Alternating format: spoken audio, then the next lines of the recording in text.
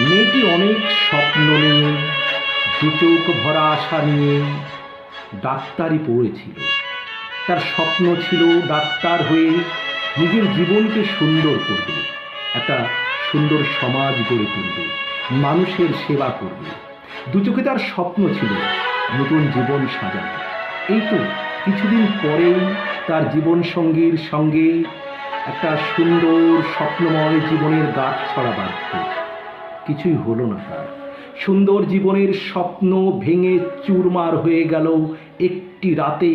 কিছু পাষণ্ড নররূপী কিছু জানোয়ার তাকে খুবলে খেল।